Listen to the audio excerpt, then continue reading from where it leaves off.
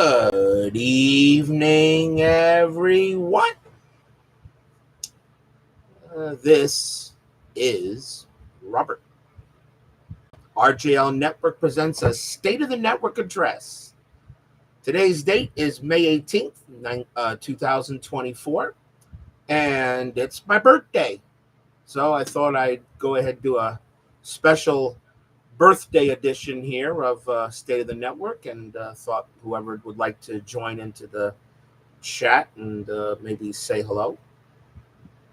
So we'll see if anybody joins in for the birthday. Big clues for us to join us here. And I thought we'd have a nice little chat. Tracy Meehan. Haven't talked to you guys in about a few weeks since I did the unboxing for On Deck Baseball.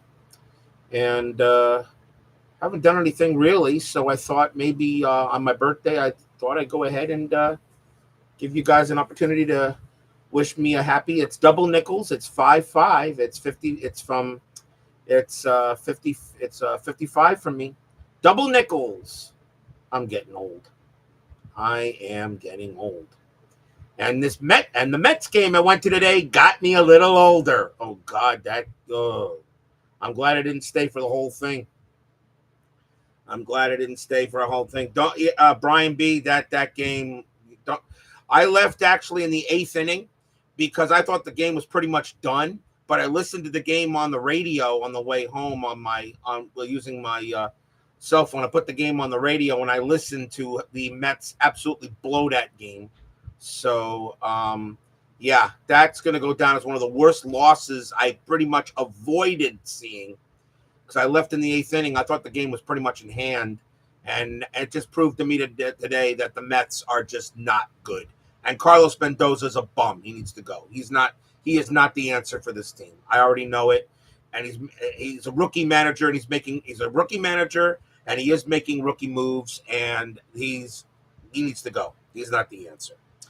Let's see who also joins us here. XESG2, Ron McGrath, baseball with the demos. And you see here, Yoko would be here if he wasn't at work. So it's good to see everybody today. But I'm still a Met fan. It's not going to change. I'll still root for my Mets.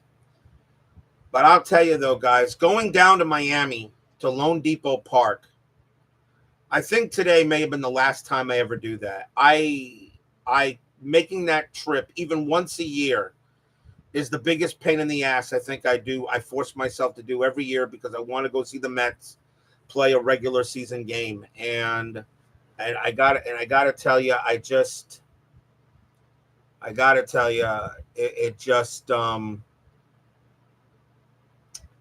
it really is not worth it. I'd rather just go to the spring training games up north in Jupiter or in West Palm.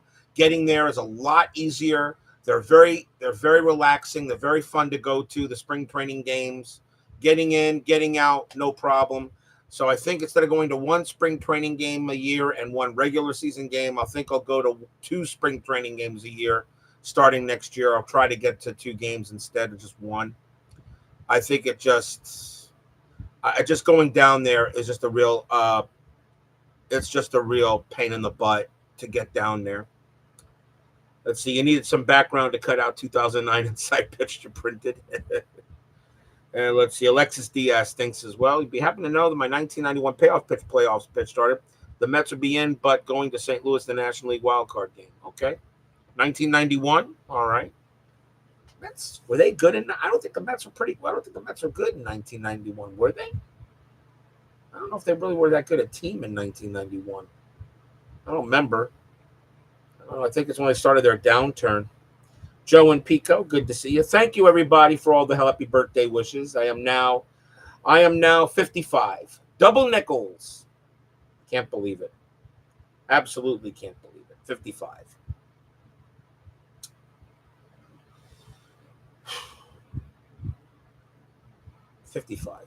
Well, I got 45 years left. 45 years left, and I think that's about it. So that means if I have 45 years left, I'm still doing 2 inside pitch seasons a year. That means you guys are going to get somewhere between 70 to 80 more inside pitch seasons out of me before I croak. So, you know,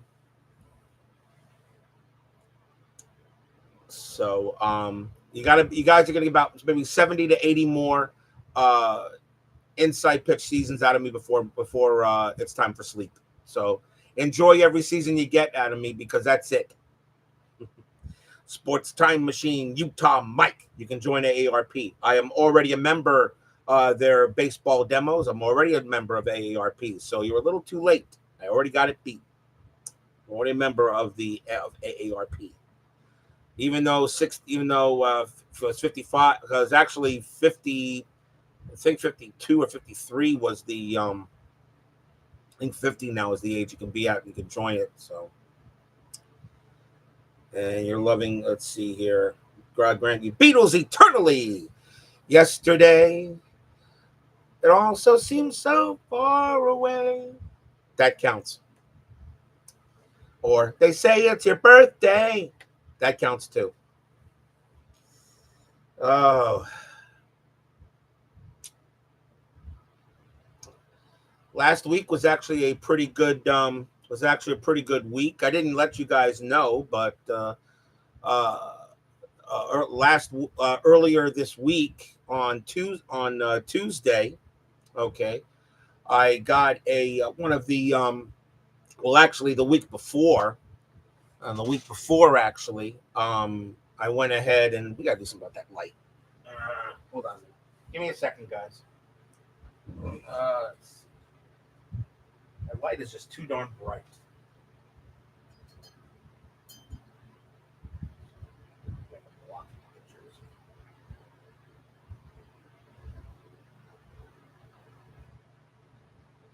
That's better.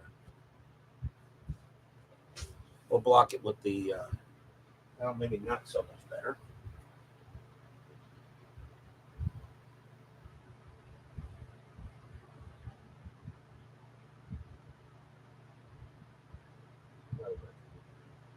Okay. That's the jersey I did wear to the game. And then when I got home tonight, and this is the cap, and when I got home tonight, it started pouring rain. So it's raining outside today. One of the first good rains we've had in a while. So, but what was I saying? So good to see you, Jeremy Brooks. And so what happened the week before this week, actually, one of my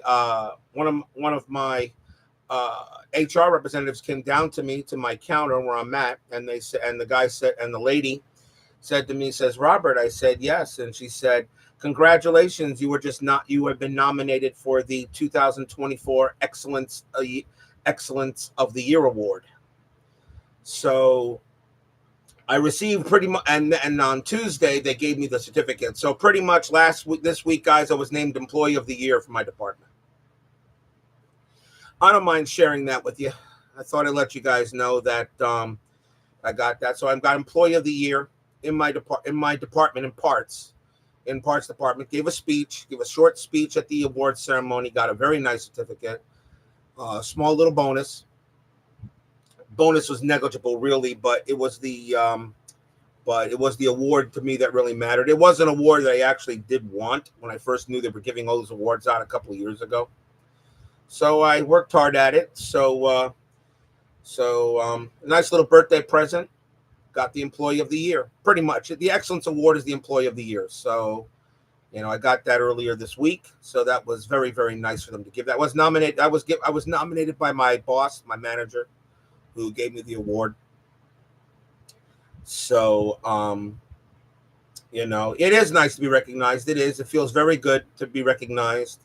I don't know if it's going to mean a promotion or a raise. I don't know. We'll find out later. I've heard it usually means that, but it doesn't matter to me. Just to still be nominated, just to still receive that award is very nice. So the funny thing was, I was actually worried about losing the job because at one point, one of my parts director and left, and they brought in a new parts director, and I know how new managers and directors like to bring in their own people. So I was actually a little concerned about that when it happened. But I think now receiving an Employee of the Year award means I'm not going anywhere. So, and I happen to like the place I work at, and you know, and I'm very I'm very happy to have received it. So I thought I'd share that with you guys, since all of you guys have been been there at the prize there. If you do your job as well as your videos, no wonder you got it. Yeah, I wish I got paid for the videos. I turned off, by the way, the monetization, so you guys will not be able to send me any more stuff. I decided to turn it off. I'm not doing this for money. I'm doing this for fun. So I turned off all the monetizations. So I'm not accepting any more cash. I don't want it. I turned it off. It wasn't necessary for me, and I really just didn't think it was necessary to take money away from you guys. You guys have been here before I even, for years, and I wasn't asking for money then, and I'll never ask for money now. So don't worry. My channel will always be free. Will always be free for you guys to enjoy, and will always be free for me to go ahead and do it. So you guys don't have to worry about that. I will never ask for memberships or anything like that. I will never do that. You guys are one of the reasons why I continue doing this, and I just have fun. That's all it is just for fun. I'm really not looking for money. After seeing how the monetization system works, I said, nah, I'll just shut it off. And I did. I turned off all monetizations. You'll notice that all the monetization functions are now off. You will not be able to send me any cash, and please don't. I am just fine as it is, guys. So let's see what we got here, huh? Let's see. So let's see. Oh, you guys are talking amongst yourselves. That is okay. That is okay by me. So I'll tell I'll tell yeah, I know 189 from 1,000. I mean, like I said, I'm already monetized, Utah Mike. I mean, almost got 1,000, but it was already YouTube already decided to monetize me. I just said no. I just, plus I have some issues with how they do it, and then I really just didn't feel like it, so I just shut it off. I'm happy just to have you guys join me for free, no memberships, just just have some fun with me. That's all it is. I know I haven't done much streaming lately. I've been tired. I really have been tired. Plus I've also been watching hockey, guys. I mean, remember, my Florida Panthers are now in the Eastern Conference Final against the New York Rangers. That's going to be a tight series.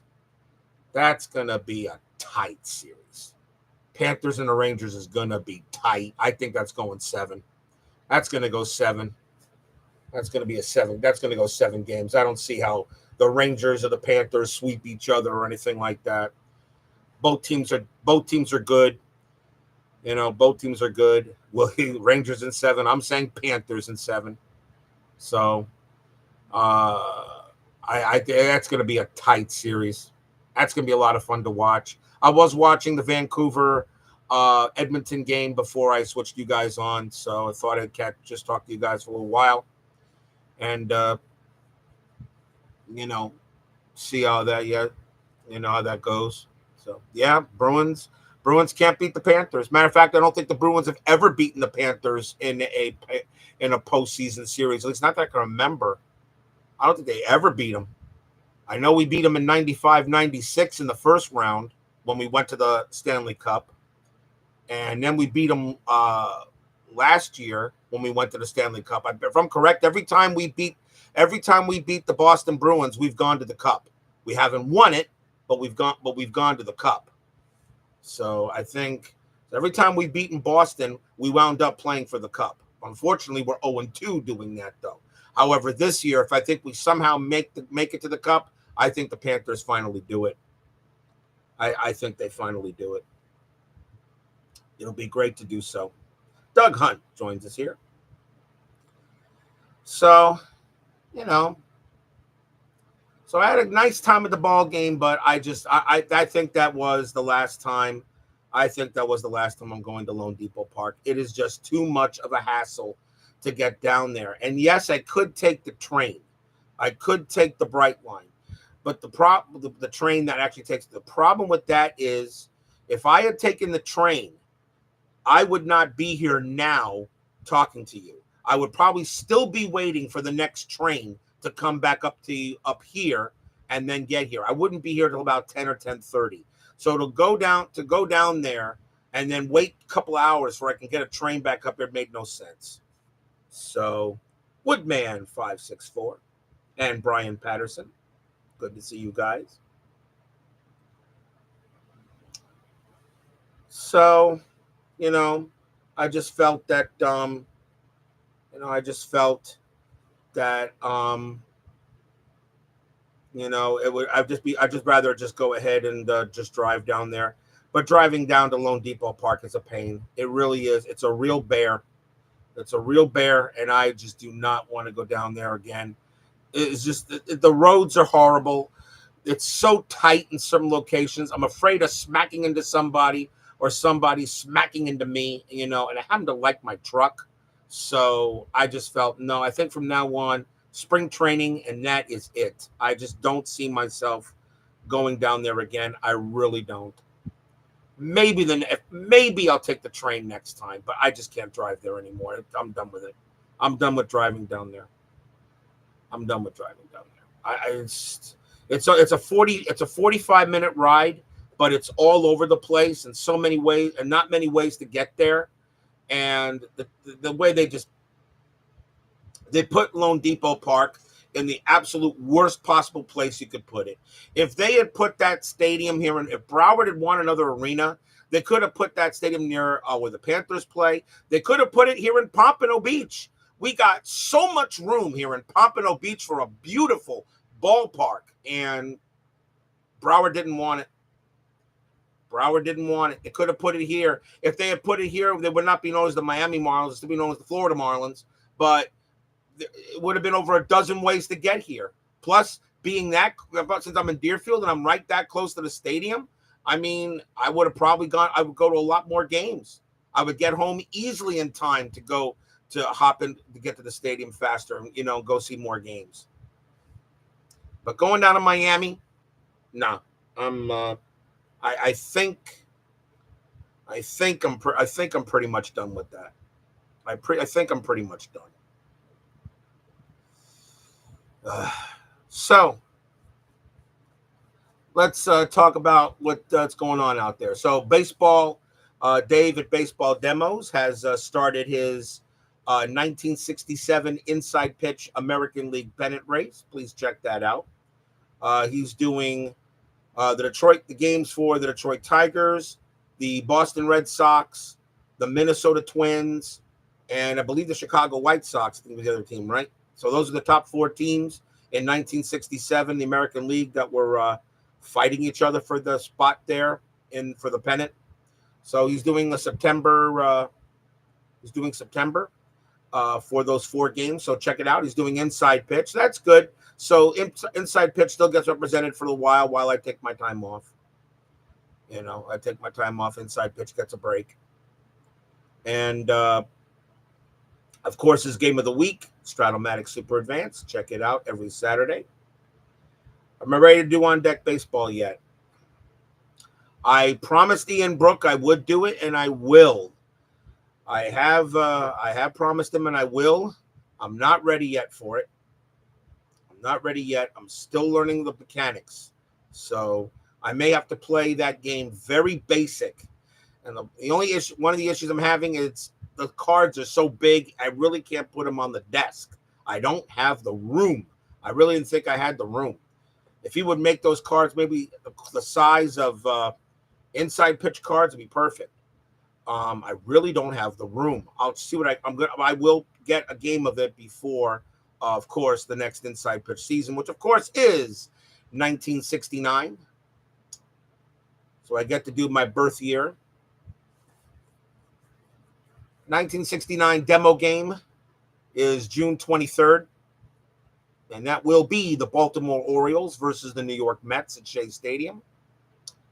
And then opening day will be July 1, and that is the Los Angeles Dodgers against the Cincinnati Reds. I know Brian B. will be happy with that. A very good matchup between Don Drysdale and Gary Nolan. Should be fun to play. 1969, we get to see the Seattle Pilots. We get to see the Washington Senators again. We get to see Six Stadium, Forbes Field, Crosley Field, Connie Mack Stadium, RFK Stadium. Get to see some of the old Bush Stadium. Old Bush Stadium before they moved to the new one, which of course was known as Sportsman's Park before they renamed it Bush. So we get to see some very historic baseball stadiums once again back in the 60s, like we did when we did the 1961 season. I'm looking forward to 1969. That should be a lot of fun. That should be a lot of fun. Strat is re-releasing 1967. Already have it, so no skin off your back. Okay. Yeah, let's see it. Seattle Pilots. They're going to be fun to play. Seattle Pilots could be very interesting. Of course, I'm not expecting them. Who knows how FastScore is going to run 1969. I'm figuring that FastScore will have the Cubs take out the early lead in the National League East. The Mets will probably get up there. Of course, that Mets team should get the postseason. Remember, I have expanded postseason, so top 3 teams each division will make the playoffs. Must have winning records, of course. So, it's funny. I was at the Marlins game, and they introduced Cookie Rojas. Now, remember, Cookie Rojas was one of the base coaches for the Florida Marlins. So, so Cookie Rojas was one of the coaches. And remember, Cookie Rojas was on the 1972 Kansas City Royals, that won my 72 replay. It would have been interesting to go down there and talk to him and say, hey, Cookie, guess what? Your 1972 Royals won the World Series in inside pitch. He probably would have known he probably wouldn't have understood a single word I just said, but it would have been really interesting to see how we would have reacted. Say your 72 Royals won the World Series in 1972.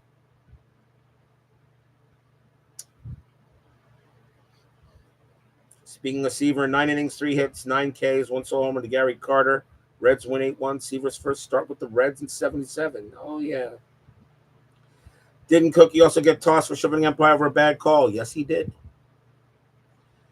Yes, 1969 is going to be a great season. And, yeah, they always say you should do your birth year. And, of course, I never actually thought that, of course, my birth year is 1969, hence being double nickels today. But I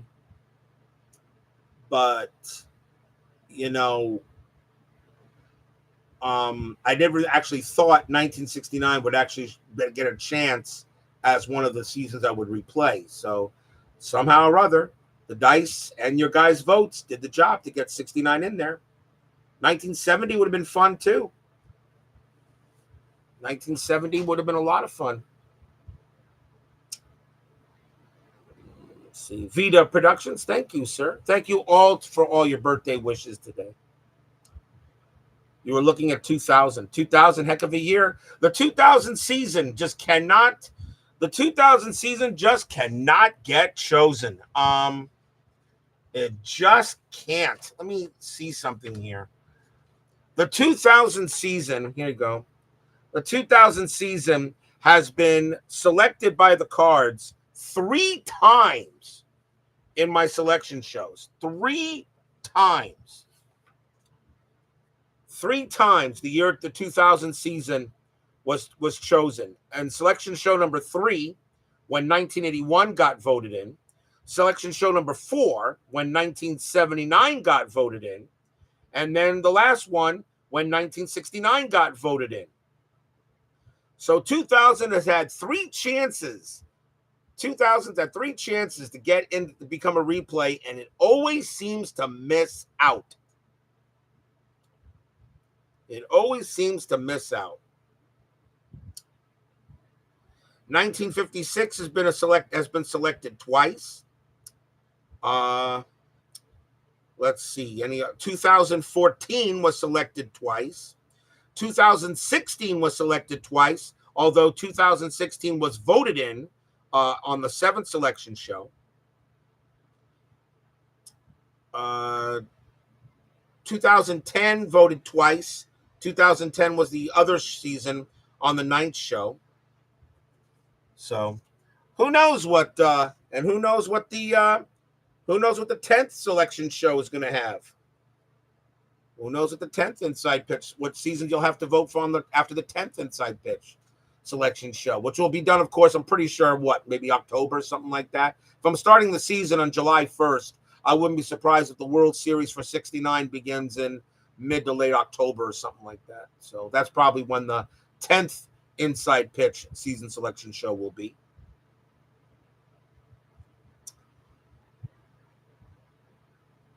Good to see Clay baseball fan. 2000 be the Susan Lucci of inside pitch seasons. Yeah, Tim, you're probably right about that. You're probably right about that. The thing about the demo game that I do the demo game that I do before the season, the demo game that I do is designed has actually a couple of purposes. First purpose, of course, is to help people see the game move at a slow pace where I can go ahead and show all the mechanics of inside pitch. That game is designed really for new people who are interested in the game or having issues with it, okay, or issues some of the base running and such, okay, and to do a slow and steady version of inside pitch because you guys know when I do replays, I move very fast. There's another purpose for the demo game. The demo game is also the official beginning of the replay. So when I do when I start the demo game, when I do the demo game for the upcoming season, featuring the two World Series teams historically for that season, that is the official start of the replay. Opening day is the start of the season, but the demo game is the start of the replay. And the third purpose is for me to go ahead and get back into inside pitch. Not having played it for a couple of months, usually I get a little rusty. So the demo game gets my self back into the game so I understand what's going on again. There were a couple of times I was playing the demo game and I forgot what to do. So that's why the demo game is there to help me as well, okay, wash off the rust for inside pitch before I start the upcoming season. You just watched my 1988 demo game again. Yeah, 1988, the what was that? The Dodgers and the Athletics and the Dodgers, yeah. 1988 is your birth year, so you were happy to see the Yankees win that year. Yeah, there you go.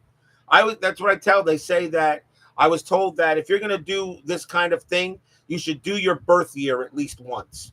You should do your birth year. So wherever year you're born, if you don't do a selection like I do, okay, you should just choose your birth year and play it out. Play your favorite team in that birth year, or do like I do, play FastScore do FastScore or whatever system you want to use for the background games. I mean, that's what somebody told me. He said you should do your birth year. So if you're born in 1969, you should do 1969. Well, 1969 is coming. For those of you wondering how long it is till the demo game, 6 weeks. So you guys still got time to relax. 6 weeks till I do the demo game. I want to get some other stuff on my channel. I want to play some Marvel Champions. I want to get some of this wargaming stuff on my channel too. What stinks is I don't have the space. That's what really stinks. I don't have the space. I don't have the space. I just don't. Even the big time announcers, Major, have to call a preseason game. Yeah, that's why. That's right. That's why I do the demo game. Like I said, it washes off the rust. Sprays WD-40 on the rust for so to speak. To go ahead and getting ready. To do that. So we got some people there. We know that, as I said, Baseball Demos is doing is doing his inside pitch 1967 pennant race, and of course his game of the week. Sorry. Phoenix Knight is doing his games. Check his channel out. Check out Phoenix Knight. He's doing inside pitch. He's doing payoff pitch. He's doing a lot of stuff. So Phoenix Knight is constantly busy. So there's good stuff to watch there. Check out Vita Productions. He's doing the 2024 what do you call it? 2024 MLB The Show. Check out check that out. You know, check play through season, right? You know, Vita Productions. Check out his thing. He's doing his. Sports Time Machine, of course, does a bunch of everything. So don't forget you to check out Utah Mike if you want to see some good Stratomatic action as well. Of course, we never forget our Red Sox fan, Dave Gardner, Ron Juckett. We never forget, and ID Jester. We'll never forget those guys. They are always doing something, and they're always doing it superb. So do not shy away from those channels, because they are the originals, in my opinion. I think they are the originals. They are the ones that got me started doing this crazy stuff. Yes, he did do a tremendous radio call of the Fury fight. But then again, Al always does a tremendous radio call of boxing and the fight. He always does. Boxing is, boxing is his thing. He is the Lord of the Ring. Just like Uncle Dave Gardner is the Lord of the Rink. You know? Captain Carl 8 joins us here. Good to see you there, Captain Carl. Join us here on a nice little birthday stream. I don't know how long I'll go. We'll see. It's just a birthday stream. I thought I'd talk so you guys can thank you there, Captain. I salute you, sir. Just thought I, just give you guys an opportunity to say hello to me real fast. The game, it was not a happy recap. Let's put it this way. Section 518 barfed. Yeah.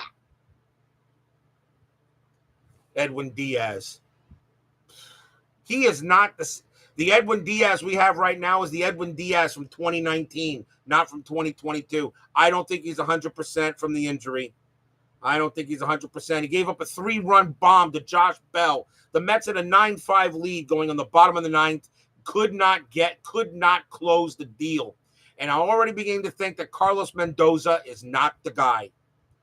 He's a rookie manager, and he's making rookie moves. And you can't do that. I just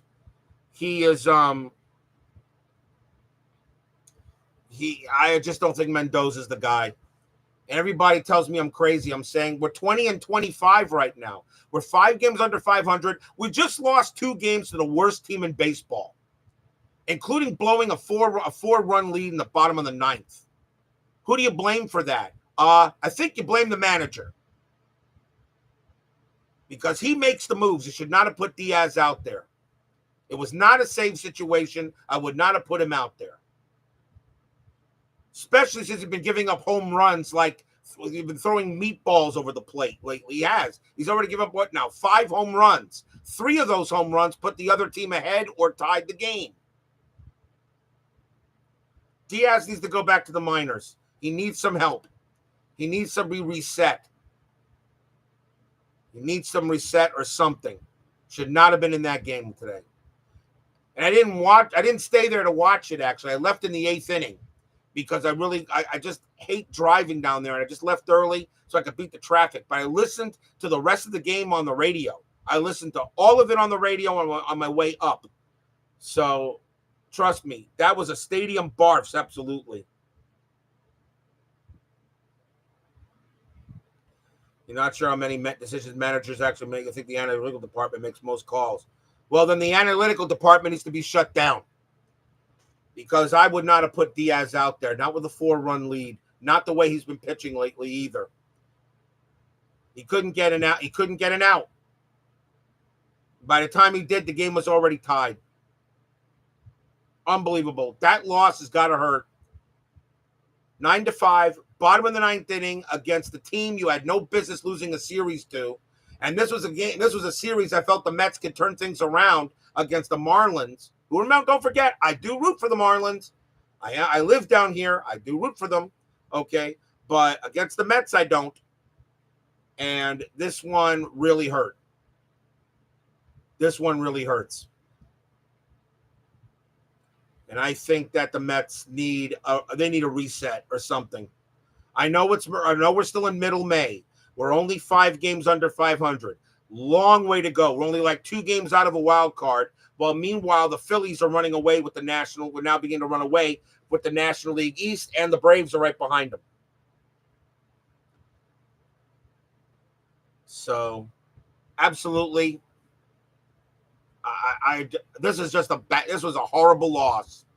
This was a horrible loss, and I'm glad I left before that actually happened. Something told me to leave. Something told me to leave before the ninth inning. I said, you know what? I think I'll go, and I did, and it obviously was a very good idea. I was already halfway home when Josh Bell hit the home run. My jaw dropped, while I was driving. So I said, yeah, this is the 2024 Mets. And I said I thought we'd be better than a lot of people think we are, than a lot of people think we would be. So far, I have not been proven right.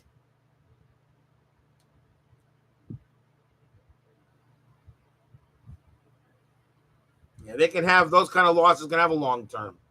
Now I think we're just going to get swept tomorrow by the Marlins, and the Mets go home. I think they come home. I think they come home after that. If you're a Mets fan right now, it's very difficult to swallow this team, and I think Mendoza. I tell you, I think it should be one and done. If this team finishes under 500 this year, one and done. Get rid of him. Should not have gotten rid of Showalter. I didn't think Showalter was the problem last year. What the problem last year with the Mets was they had too many injuries. They had too many injuries, and Showalter was not the issue. When Diaz went down in that worthless baseball classic, the Met morale went all the way down with it. I cannot blame Showalter for injuries. You know, you like going to games where it wears me out. I know it does. What do I think of Steve Cohen? I love him. I love Steve Cohen. I do. But he's not the one making this. Well, he is the one making decisions. Let me rephrase that. He is. I love Steve Cohen. The man wants to spend money. The problem is right now, the people he's hiring around him don't know anything about baseball. Should have went after Craig Counsell. I don't know why. I guess Craig Counsell didn't want to come to New York, which was really sad. I would have loved to have Craig Counsell manager of this team. That would have made sense. He made the Brewers. He made the Brewers contenders. Now Craig Counsell's managing the Cubs, and they're doing pretty good. And I don't think the Cubs are as good as the Mets on paper. But right now, I'm being proven wrong. I am being proven wrong. So right now, I don't know anything about baseball. He is a great manager, Craig Counsell. And David Stearns was his GM. I don't know. I guess Counsell just didn't want to come to New York, I guess, or they didn't want to pay him what he wanted. Instead, we get Carlos Mendoza, bench coach from the Yankees. When we hired him, I said, who? And I can already tell there is no life in that Mets team. There is no life. There's no life in that team at all. None.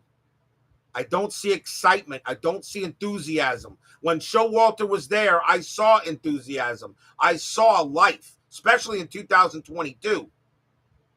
2023, the Mets got hurt by injuries. Verlander was useless. Scherzer was useless, and they didn't have the par. Okay, and the team just underachieved. This year, there just isn't. Just isn't any life. Counsell, good regular season manager, won anything in the postseason. True, but sooner or later, you might just do it. Sooner or later, you might just do it. Dusty Baker finally won in the postseason with the Astros a couple of years ago. And yes, he's going into the Hall of Fame, as he should. He will go in as a manager. Dusty Baker is going in as a manager. I know you guys will not have a problem with that. Dusty Baker is a Hall of Fame manager. And that is for sure. He was already a Hall of Fame manager even before he won the World Series. The World Series, winning the championship, if anything, solidified it. That's all it did. He's one of the best managers ever. Very good manager, Dusty Baker. Finally got his title 2 years ago. I was very happy that the Astros won the World Series that year, only because of Dusty. And I really don't have anything against the Astros. And then, of course, last year, Bruce Bochy, his first year with the Texas Rangers, what does he do? Oh, he wins another World Series. Can you also say Bruce Bochy, first ballot Hall of Fame manager? Yeah. Why can't we get him?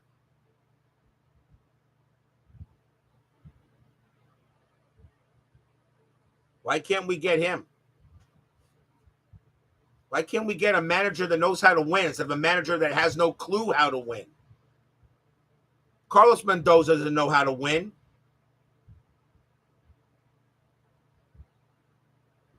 If Dusty's a Hall of Fame manager, Billy Martin should be. Isn't Billy Martin in the Hall of Fame? Is Billy Martin not in the Hall of Fame as a manager?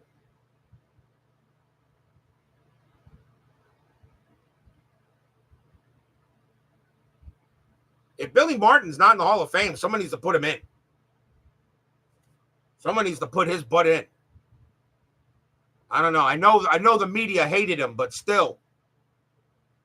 How's Billy Martin not in the Hall of Fame as a manager? Jeez. But yeah, Dusty is a Hall of Fame manager. Yes, he is. Bruce Bochy's a Hall of Fame manager. How's Billy Martin not in the Hall of Fame as a manager?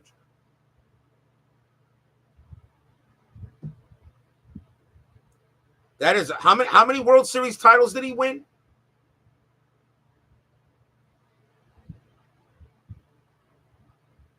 Billy isn't in due to voters about liking him off the field issues. You see, that's the reason why the Hall of Fame for baseball sucks, because they take off the field character as well. You know what? I understand that some of that could make a difference, but it's not what they do off the field, it's what they do on the field.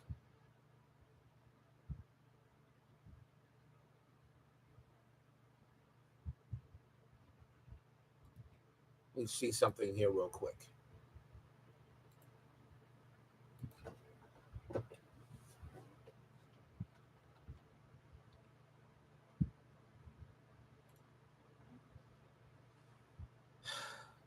Yeah, Billy Martin won only one World Series title. And that was with the Yankees. But he's got a career record of 553 winning percentage. He's got 2 pennants. I don't know. I still say he's a Hall of Fame manager. I still say Billy's a Hall of Fame manager. Keith Hernandez, Dave Parker, Pittsburgh drug trials that aren't in. I agree with you. It's stupid. It's stupid. I agree. Keith Hernandez should be in the Hall. Don Mattingly should be in the Hall. Dick Allen should be in the Hall. I think Vada Pinson should be in the Hall. Vida Blue should be in the Hall. Louis Tiant should be in the Hall.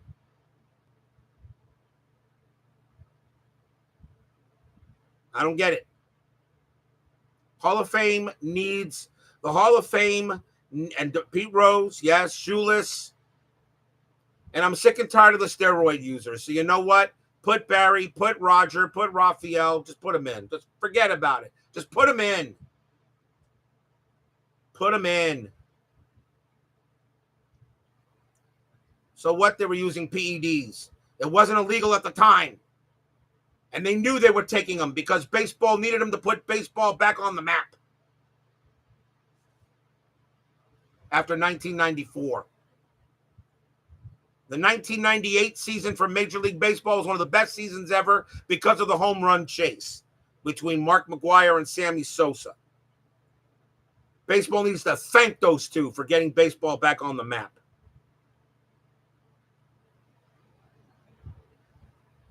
Yeah. They need some new blood choosing baseball players. Scott Rowland. Nolan Arenado is going in the Hall of Fame. Let me ask you guys a question. Nolan Arenado or Scott Rowland? Who are you guys taking at third base?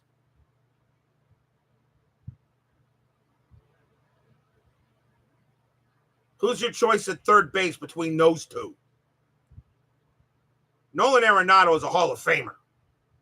Yeah. Arenado's a Hall of Famer. Definitely. I had no problem with the choices they had this year. Joe Mauer, one of the best catchers in Twins history. Absolutely. Adrian Beltre, over 3,000 hits. No problem. No problem.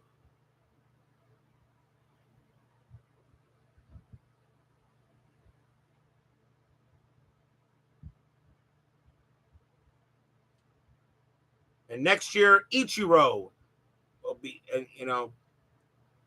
yes, Posey will go in on the first ballot, yes. And next year, Ichiro should be a first ballot. Ichiro better get 100% of the vote. He never caused any off-the-field issues.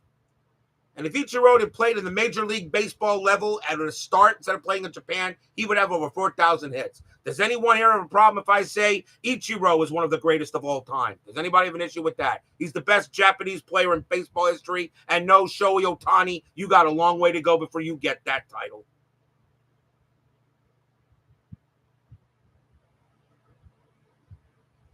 Shohei Ohtani. Yes, he's awesome. Yes, Shohei Ohtani may be the best player in the game now. But before you say he's the best Japanese player ever, let him get to Ichiro's level, then we'll talk.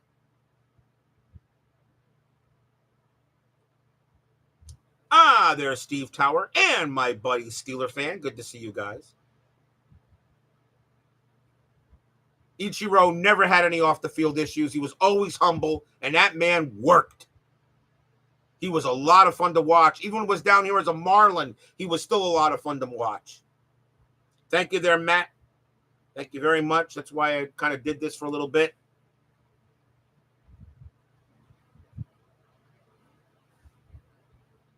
Mike Trout can't stay healthy now. Mike Trout's still going in the Hall of Fame, but his health, he can't stay healthy now. Mike Trout, his numbers really are, he's still going in the Hall of Fame. Mike Trout is still going to go in the Hall of Fame. And I still think he's first ballot, but he's really not going to make those records a lot of people thought he would make if he can't stay healthy.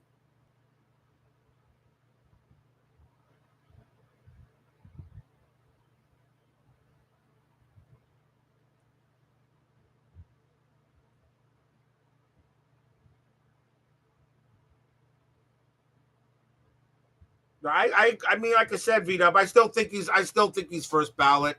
He has a high enough WAR that they'll look at him and say no. And for a number of years, Mike Trout was the best player in baseball.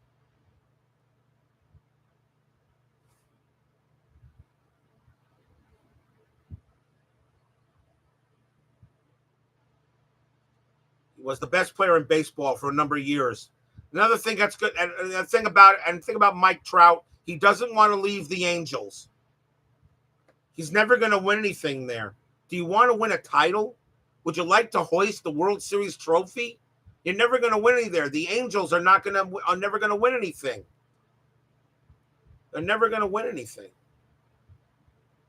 I don't know why he wants to stay. I know it's the money, I guess, but and maybe nobody wants to pick up the contract possibly with the trade, but still, does he want to win something? He's not going to win anything in Anaheim.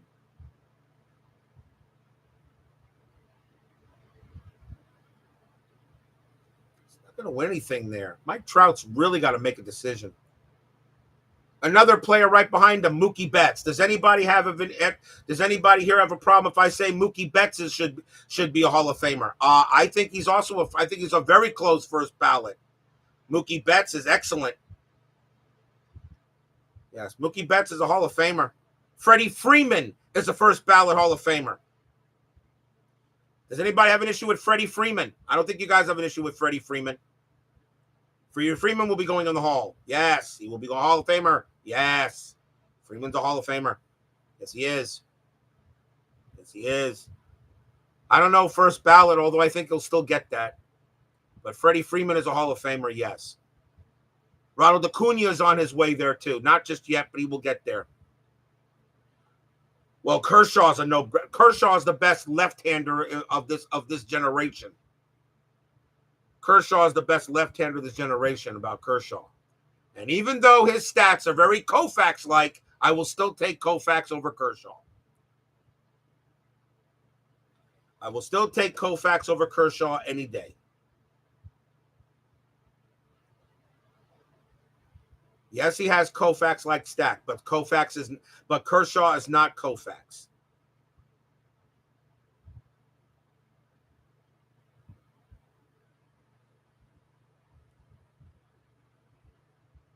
But Kershaw is not Koufax. Kershaw is Kershaw. Koufax is Koufax. I'm glad to see you're okay there, Steeler fan. Just fences got damaged and storms out there. I was wondering about you.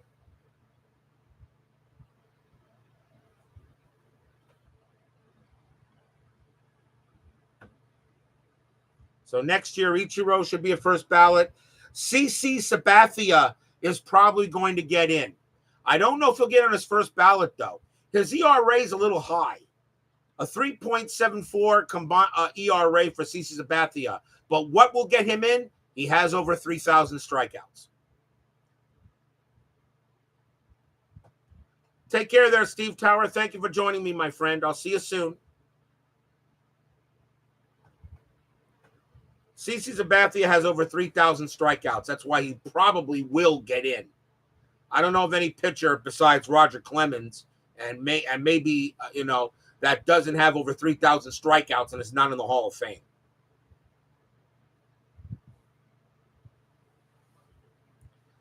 Does 2 Cy Youngs, does Kluber get in? I don't know about that. I don't know. Kluber's definitely Hall the very good. 2 Cy Youngs, 3 All-Star ERA title. The problem with Kluber, he hasn't been healthy that much. He's got 116 wins, 77 losses, a 3.44 ERA, 1,700 strikeouts. At the moment, I don't think Kluber is a Hall of Famer. I'll give him Hall the very good. I'll give him Hall the very good. No problem there. But I don't think I could put Kluber in the Hall. I don't think I could put Kluber in the Hall. Hall the very good, I'll give him that. I'll give him Hall very good. You got 2 Cy Young awards. That's pretty good. All right. I'll give you Hall the very good on that. But Hall of Fame, I don't think so. I don't think so. Scherzer, of course, is a first ballot. Verlander, of course, is a first ballot. Both those guys are going in on the Hall on their first ballot, as they should. I think Zach Greinke is a Hall of Famer. I think Zach Greinke should be in the Hall. Kurt Schilling was over 3,000 on the Hall of Fame because of the shitty spout, because he can't keep his mouth shut. That's why he's not in. Baseball's got to make a rule. So whatever they do off the field is what they do off the field. It's what they do on the field is what matters. But Pete Rose bet on baseball. He's not in. Shoeless Joe Jackson got wrapped up in the Black Sox scandal. That's why he's not in. PEDs for Bonds, Clemens, Palmeiro, Sosa. That's why they're not in. The Baseball Hall of Fame was full of crap. The Baseball Hall of Fame was supposed to be the best players in history. And yet, there are a lot of the best players in history that are not in. And then you got players like Harold Baines that is. Harold Baines is not a Hall of Famer. Harold Baines.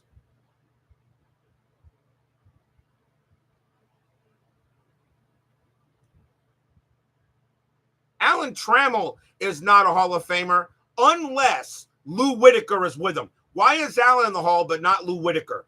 Alan Trammell don't have nothing unless he has Lou Whitaker with him. Either both should be in or both should be out. Alan Trammell's not a Hall of Famer on his own. But give him Lou Whitaker with him, yeah, then I'll have no problem with it. Someone give Steeler fan the block dragon. I think he deserves the block dragon here. And you know what? I'll be more than happy to do it.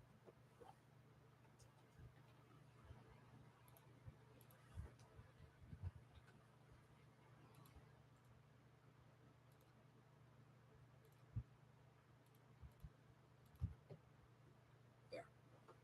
Steeler fan deserves the block dragon for that. He gets the block dragon.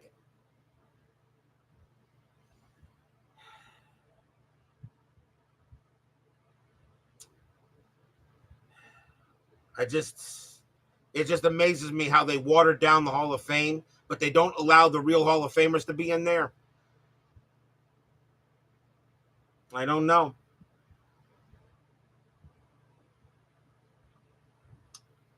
So I had a good birthday. I had a good birthday. You know, it was nice, enjoyable. Still went to see the Mets blow the game.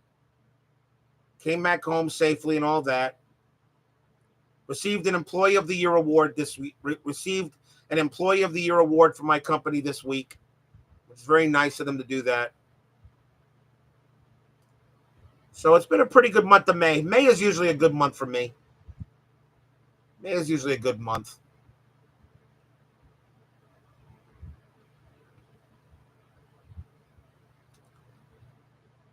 So, you know. No, Steeler fan, that was not rigged. I worked my ass off to actually get that award. That is not rigged. Not rigged. Unlike your 1985 Astros, now that was rigged. Boy, I did so much rigging in that. I did so much rigging in that 1985 season. Boy, did I do so much rigging. Jeez. Can't believe that was totally rigged. Jeez. But the Astros losing to the Royals in my 1972 replay, oh, that was definitely not rigged.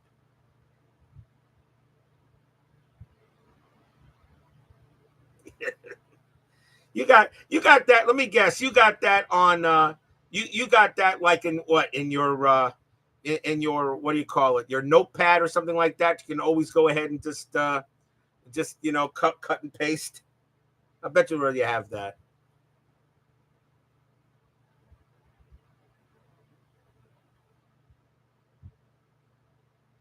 $1972 was fun, V-Dub. They all were. Every season I do was fun. 1985, 1988, 1961. 69 is going to be a blast. So notepad on your phone and laptop. Oh, so no matter where you are, you can always throw that in, huh? No, 2016, 1981, 1979, 1976. All my seasons are fun. They're exhausting, too. They're really exhausting. You know, doing a game every night for 4 months, even though taking a break in between each month, and, of course, the All-Star break and such, is exhausting. That's one of the reasons why I just can't stream right now. I'm trying to rest. I enjoy the rest. But the thing about it is I enjoy the rest so much that I am anxious, ready to go ahead and start 1969. Don't get me wrong. I mean, I'm excited. You know, I'm happy I'm getting a rest. But if you guys don't think that I would love to start 1969 now, I would love to. But I know I need the rest, and there's other stuff I want to play for a while. And another reason why I also take these 2 months off is I don't want to hog all the airtime. I don't want to hog all the airtime. I really don't. I understand that when I'm playing, I get a lot. I got a lot. I got to thank you guys. I really have to thank you guys. I get so many more views doing my replays than I've ever gotten before. Thank you, Mr. John. I've got more views than ever. I think when I first started, and Steeler fan, of course, is one of the yes, Brian B. I already have 69 set up. I already got my I already have my schedule block. I already have all the logos. I already have the ballpark pictures. And yes, if I wanted to play the demo game right now, I could. I already have the lineup for that thing. Doesn't take me long to do it. I already have the French players printed out and already put with their respective teams. Yes, I could play the demo game right now if I wanted to. But Steeler fan, but as I said, Steeler fan is one of the original. So was Brian Patterson. I think Brian B came a little later, but he's considered one of the originals. You guys started watching me do this crazy crap. All right. When I think before I even started the 1994 restart, the payoff pitch, the payoff pitch restart and such. And I got more to say, but I got to get a drink. I'll be right back, guys. Give me a minute. I need a drink.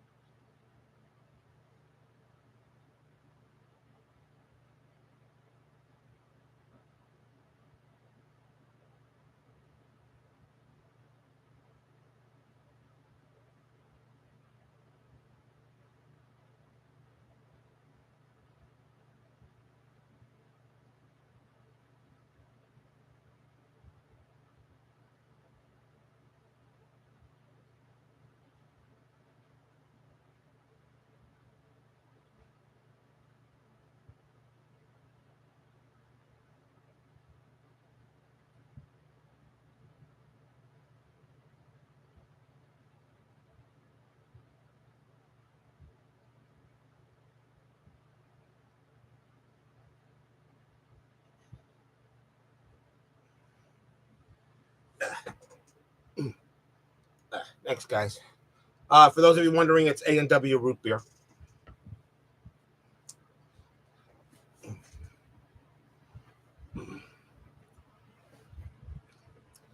So,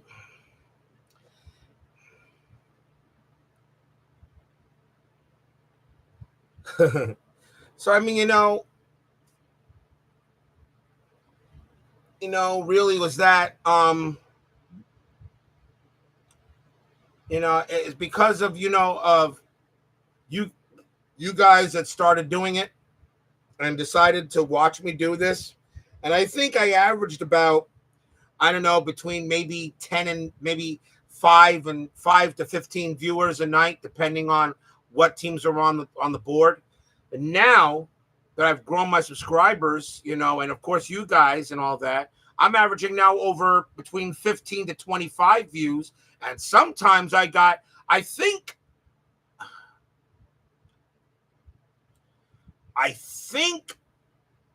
there was a game, but I think the game between the Reds and the Dodgers for 72 was one of my highest ranked, most viewed streams. I think it was. Hold on here. Let me go here to here.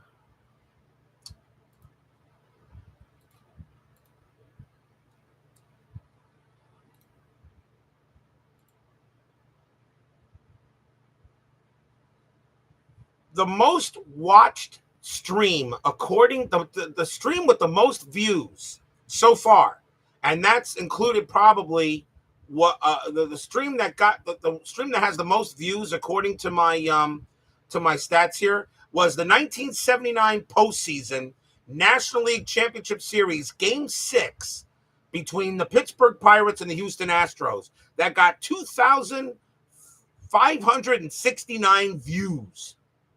My Inside Pitch Q&A, 2,583. Inside Pitch 1979 postseason, National League East Division Series, Game 4, Montreal Expos at Pittsburgh Pirates, 2,029. Inside Pitch 1972, final week, 9/29/72, Los Angeles Dodgers at Cincinnati Reds, 1,242. So Game 6 of the Pirates and Astros is the most watched game or stream on my channel. It's really amazing how that game is the most watched on my channel. And some of them were probably not people that actually watched it, probably clicked on it because the YouTube algorithm brought them to it or something.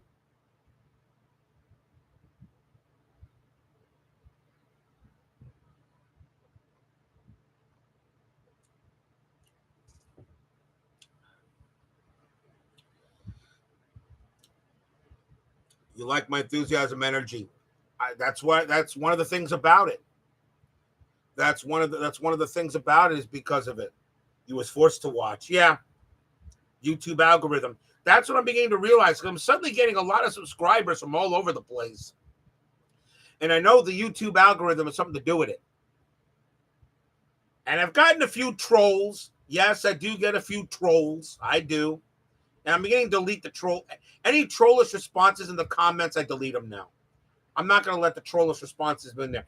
If a troll wants to go ahead and say something stupid, I'm going to go ahead and get rid of the comment.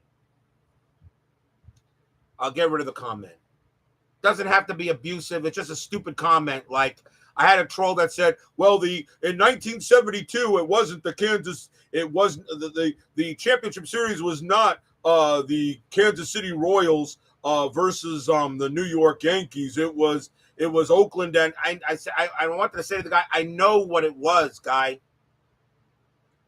but I'm just not gonna. Any trolls right now, I'm just gonna delete it. You know, it popped up for a Reds game. Yeah, okay. Like I said, it's the thing. You know, it's the algorithm, and sometimes the algorithm is not always good. Because sometimes it does send you a video you really don't need to see.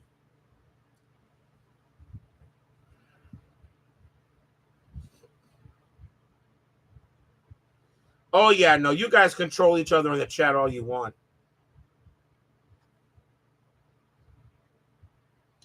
Then you looked up Inside Pitch on YouTube and this came up. Yeah, I went ahead. I type in Inside Pitch in Google and my videos come up. Baseball Demos' videos come up too. He's got an old Inside Pitch video that always seems to show up. I think it was a 1970. I think it was a 1970s video. I think it was the Milwaukee Brewers or something. A 1970 video that always seems to pop up for Baseball Demos. It's a 6-year-old video that pops up when you do Inside Pitch in Google. You're looking for a game where the pitcher had a great deal of influence, and check out Inside Pitch and found me. Inside Pitch, the pitcher has a lot of influence to it because you always start with the pitcher card. Payoff Pitch is another one. Always starts with the pitcher card.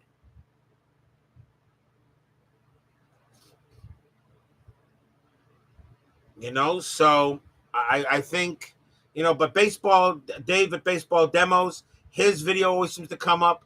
Some of mine are now coming up. Some of the trolls I get are pissed because they think, oh, I'm about to watch a game. Let's say they're gonna watch. Let's see the 2016 World Series between the Chicago Cubs and the Cleveland Indians, and they get my game for 2016 World Series between the Boston Red Sox and the Los Angeles Dodgers, who played in my 2016 replay. And I got a few trolls that were not happy about it. They said, "What the heck is this? I wanted to watch the Cubs and the Indians." I said, "It's a game. I'm playing a game here, guys. You know."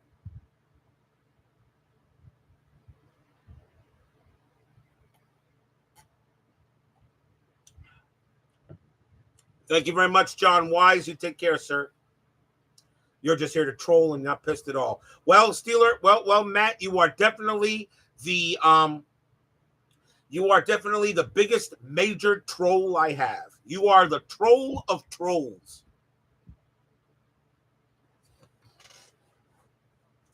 You're the troll of trolls. To me, I'm the Tom Hamilton of YouTube. And Tom Hamilton. I'd rather be Bob Murphy. The late, great Bob Murphy. It's a beautiful day for baseball, but I did not get a happy recap today. Only the dice know how a replay will end up. And that's for sure. Like I said, like I said, if you had told me at the Kansas City Royals would be playing the Houston Astros in my 1972 replay, knowing how good the Pirates, the Reds, the Athletics, and the Red Sox were in 1972, I would have thought you were on crack.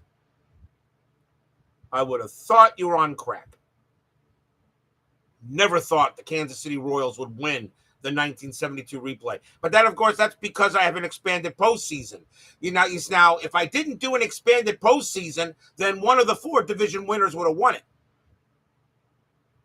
The Reds probably could have won that, or the Pirates, or the or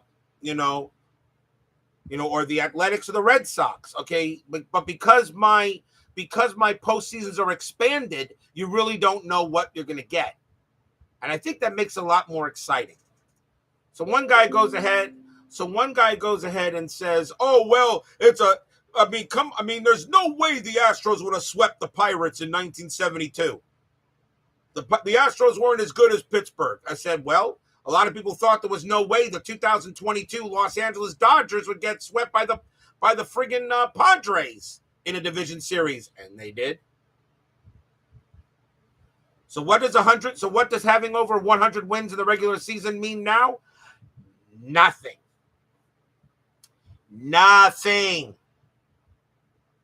Especially not with all the extra postseason teams.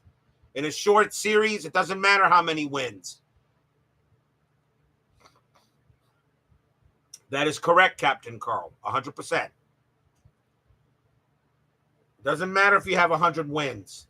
The way I do my postseason, the way I do my regular seasons, because I take the top 3 teams in the division, all FastScore is supposed to do is help me get the 12 playoff teams I need, okay, in a baseball season. Or, of course, 1960 and earlier, 8. Because from 1956 to and of course 1960, and from 1961 to 1968, 10.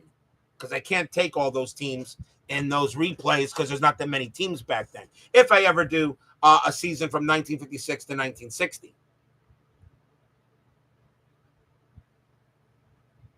Yeah. The 1980 U.S. hockey team says, hold my beer. They said it was a virtual impossibility, the U.S. team in 1980, which I did watch that hockey game, by the way, when I was back in 1980. I did watch that hockey game, pretty much like all of America did. And that was one of the greatest things you'll ever see, was the 1980 hockey team beating the Russians. And winning the gold medal made it even better.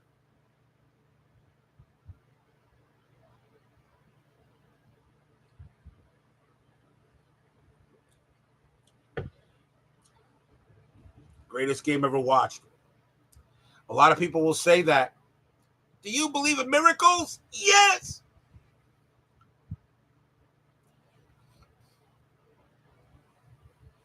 The 1969 Mets winning the World Series, they say, was a miracle. Let's see what FastScore does for me for the 69 Mets when I do the 69 replay. My Mets have not won a single postseason series on the board yet. My Mets haven't won anything. The closest I got, up 2-0 on the Giants for the 1988 division series, and then my Mets promptly lost 3 straight.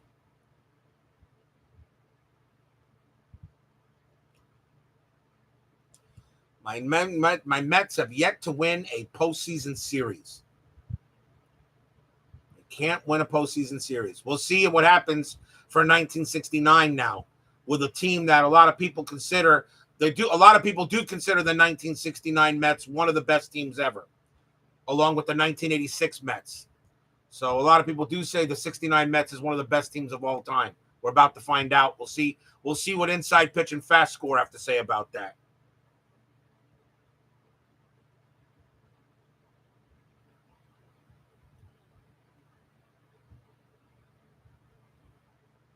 We'll see what Fast Score has to say about that.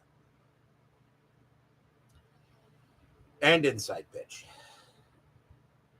I did post an RJL encyclopedia on the Universal Baseball VIP lounge that has all the standings and all the postseason results from every replay I've done, except for 1994. The reason why I'm not including 1994 was payoff pitch was a restart, not a replay. So I did not include that. I did not include 1994. Also, if 1994 comes up in an Inside Pitch selection show, that season will be available. That season is available for replay. So for anybody who wants to take a look at how all my seasons wound up, you can go to the Facebook and pretty much you should be able to find my encyclopedia in there. I think you just got to type encyclopedia, and you'll find all the standings and the postseason results that I did from 1961 all the way to 2016. What ended up game of the year in the past replay? Brian Hoxie. That was the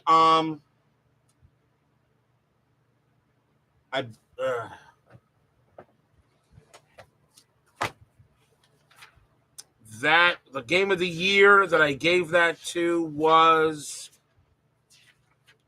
I think it was that 15-inning game for 1972. I did move it to my best games playlist. It's there. Which one got it? Hold on.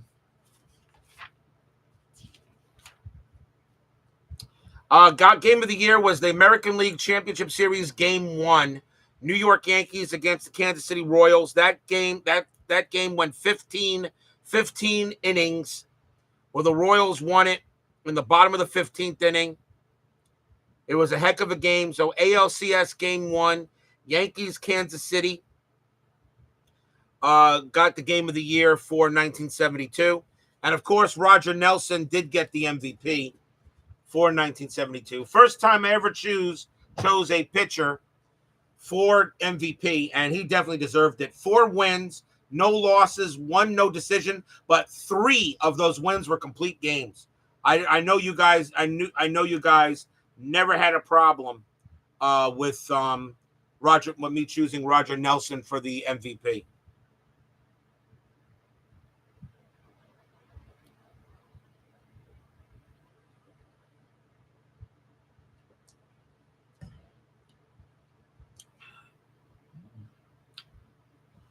So, I also did post in the encyclopedias. I also did post who the MVPs were. So I think if I can remember, 1961 MVP with the Milwaukee Braves beating the Tigers in 61. The Hammer, Hank Aaron got the MVP. 1972 was Roger Nelson. 1976, the Phillies. They beat the Athletics that replay. So that went to Dick Allen, which I know you guys had no problem with giving it Dick Allen. 1979, the California Angels beating the Astros. In that World Series, the MVP went to Don Baylor of California. 1981, Yankees over the Dodgers. That MVP went to Reggie Jackson. 1985, Astros over the Yankees. That MVP went to Denny Walling. 1988 was the what was that? That was the Yankees, and they beat 88. They went ahead and shoot. You think I remember all this crap? In 1988, they beat the Expos, and that MVP was Dave Winfield. And of course, 2016, the Dodgers over the Red Sox, and the MVP for that was the Goon Chase Utley from the Dodgers. Kind of fitting, the Goon won the MVP for that one. So you can check out all the standings and all that, compare them. There were a lot of surprises. Some teams that should have made the postseason didn't. Some that did make the postseason that should not have made the postseason did. So that's the one thing I like about my expanded postseasons. You know, you really not know. The lineups are chosen by me when I set up the postseason rosters and lineups. But I do take help from Baseball Reference to put together the lineup that was most efficient. I do platoon if necessary, but some teams don't always platoon, especially back in the years of like the 60s and 70s. They really didn't have to mention platooning. It was always usually the best player that could hit the ball usually was set up to bat. Sabermetrics really didn't show up until about the 90s and the late 90s and the 2000s is when sabermetrics really started to come up. I'm not talking about just Moneyball. I'm also, about, when they're really thinking that righty on lefty and all that stuff is really making a big difference. I don't think if I was to ask Babe Ruth, do you really care what handedness of the pitcher you went up against? And Babe Ruth probably said, I don't care. I just want to hit I'm going to hit the ball out. I don't care if he's a lefty or righty. I'm going to hit the ball out of the park anyway. I don't think he cared. I don't think Babe Ruth cared what the handedness of the pitcher was. I don't think he gave a damn. I don't think Willie Mays did either. I don't think Hank Aaron did either. And as far as the handedness of the batter, I think I could go to Sandy Koufax and said, Sandy, did you care if it was a lefty or righty? He said, no, I'm striking him out. He's not hitting my 12-6 curve. I don't care what I don't care if he could swing. I don't care if it's a switch, lefty or righty. I'm striking him out. Bob Gibson, same thing. Probably say the same thing. Randy Johnson, same thing. Couldn't care less. But now in the day of sabermetrics, where lefty on lefty or lefty versus righty is now looked at so much, I don't know. I think sabermetrics has kind of damaged baseball. I still believe in the traditional baseball lineup. I really do. I really think I really think that sabermetrics is kind of, I don't know. I'm not saying it's not ruined it. It's just changed baseball. I believe in the traditional lineup. Your leadoff batter should be the guy with your best on-base percentage, and of course the guy who could pretty much steal a base at will. Hence, Rickey Henderson, best leadoff hitter in baseball history. Your next batter should be a good sacrifice man, usually a good bunter, another good on-base percentage kind of guy. Your 3, 4, and 5 hitters should be power hitters. The 3 hitter should be the best average. The 4th hitter should be the most home runs, and the 5th hitter should be again maybe the best slugging percentage right behind him. And then 6, 7, 8, and 9, they should be your best. They should be the ones that did not get in the top 5 of the lineup. 6, 7, 8, 9 should be your best average. Should be in terms of average. I mean, that's the traditional lineup. Now you look at, if this guy goes up against lefties, and maybe he's got better lefties against righties. I don't know. Everybody has their own ways of setting up a lineup.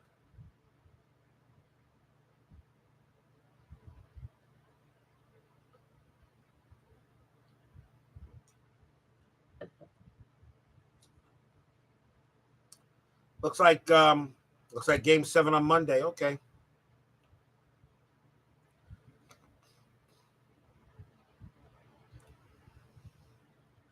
You feel like when they started worrying so much about pitch counts, the game changed for the worse. Oh yeah, pitch counts. Sure. Hey Sandy, guess what? You've thrown over 100 pitches. You need to, you need to go sit down. Sandy be looking at him and said, "Are you kidding me?" Hey Bob Gibson, I can't let you go through the lineup a third time. Bob would look at his manager and say, "Go sit your ass down. I'm trying to pitch here." Hey, Nolan Ryan, you made over 100. You made over 100 pitches today. Good. Sit down. I'm going to go for 200. Matter of fact, I'm going to do 250. How about that? I'm going to throw 250 pitches, and I'm going to be ready I'll be ready to play and pitch again in a couple of days. Pitch count stuff is ridiculous.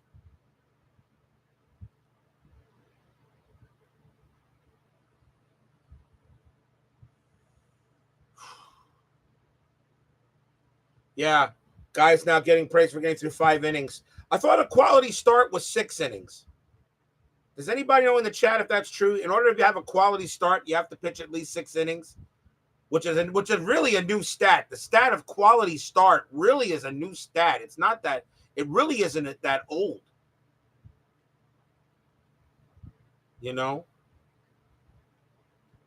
quality start, 6 innings and 3 or fewer earned runs. Thank you there. Thank you, Tim. Quality start, 6 innings. I go to Tom Seaver. Hey, Tom, you had 6 innings. It's a quality start. Tom would say, it's not a quality start in my book. Let me complete the game. That's a quality start for me. Tom Seaver says a quality start for me is completing a game with the win.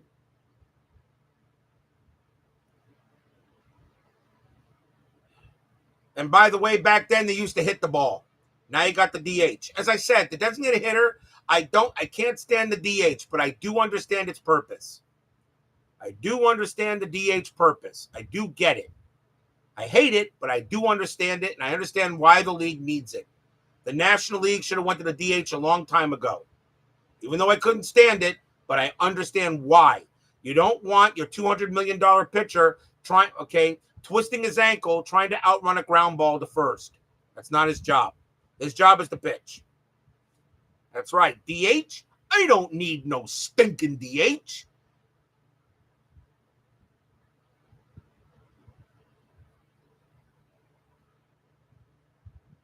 You don't want your $200 million pitcher trying to outrun a grounder to second base. I get that. Trying to twist his ankle or something like that. I get it. I hate it, but I get it.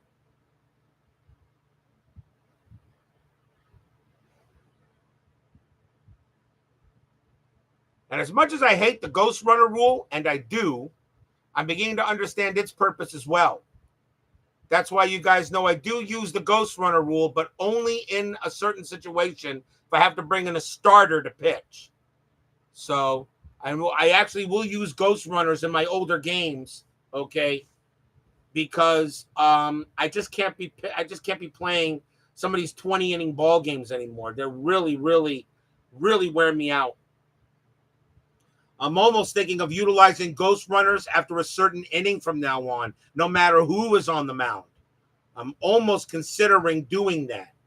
I know you guys will hate it, but I'm very considering when I may start using ghost runners in regular season games. I will not use ghost runners in the postseason. Never. I'll never use a ghost runner in a postseason game. But in a regular season game, I may start using them in a certain inning. I just haven't decided which one yet. So if it goes in the extra innings, maybe not the 10th. Maybe not the 10th. Maybe not the 10th. Maybe not even the 11th. But maybe I don't know, maybe starting the 13th if it goes to a 13th inning. And, I got to decide that. I know you guys hate the ghost runner rule, and I hate it too. I hate the ghost runner rule like poison. But although I will admit, though, watching baseball with the ghost runner rule, with the ghost runner on second base, is actually pretty exciting. It actually is. It actually is exciting. Especially if the visiting team doesn't score. Hence the reason why the Mets lost today. But I'm considering what I would do for ghost runners. Like I said, I don't know if I don't want to use it in the 10th inning. I don't want to use it in the 10th. But I may start using it in the 11th. Start using ghost runners in the 11th inning. I may start using that. Maybe the 11th inning. The 10th inning, no. But the 11th inning, maybe. One extra inning of non-ghost runner, and then start ghost runner in the 11th. I might just start doing that in the 11th inning. I got to really think about that. I know you guys hate the rule, but especially on school nights. But I may make a decision where if I do use ghost runners, the batter cannot bunt. The batter has to swing. I may not allow bunting with the runner on second base, at least not with 0 outs. 1 out maybe, but not with 0 outs. I'll have to decide what I'll do. I may start using ghost runners in the 11th inning.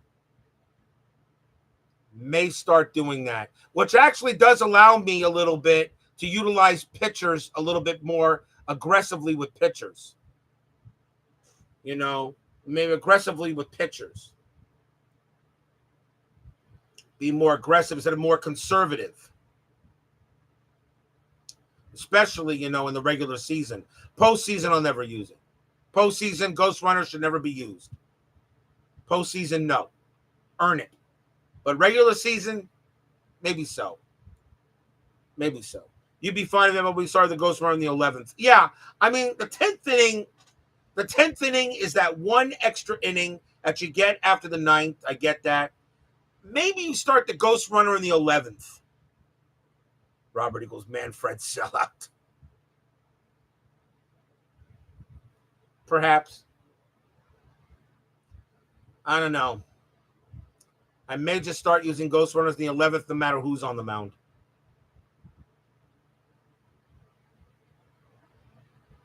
I'll think about it. I got time to think about it before I start 69. I got time to think about it. Oh.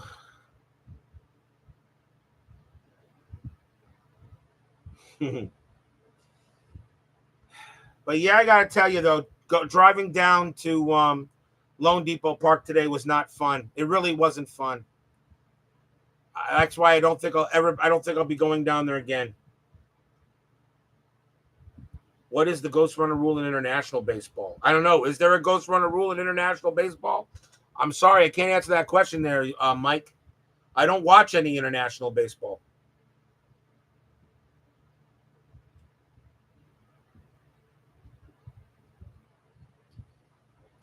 Is there one? I have no idea.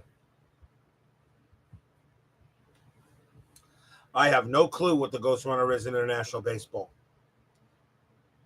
Oh, good to see you, Copper Circle. I'm sorry I didn't see you there.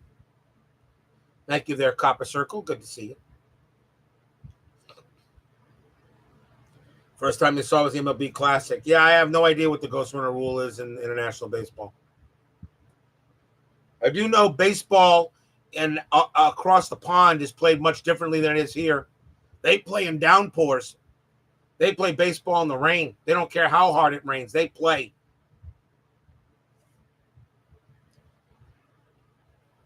You also got a lot of dome stadiums over there, too, where we don't. Not a few.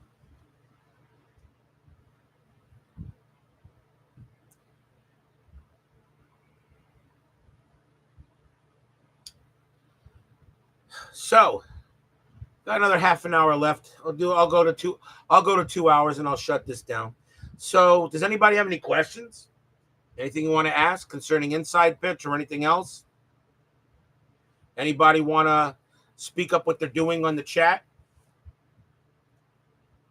Clee baseball fan, did you finally finish your Indians thing, your World Series? I don't remember seeing anything. If you did, I don't remember seeing anything pop up because I'm subscribed to you. I never got a notification or something. You've been done with the 2007 World Series. I must have missed it. I'll have to go check. I haven't seen anything. I haven't checked. I haven't seen anything. Maybe I've been missing it. I'll have to look. What's your next project then? Now that you're done with 2007, what are you going to do next?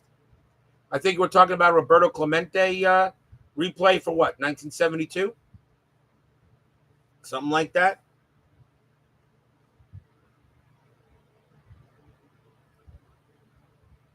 You know, you guys got 1972 Gaylord Perry starts in 1997 versus 2017 Indians. There you go. There you go. That sounds pretty cool.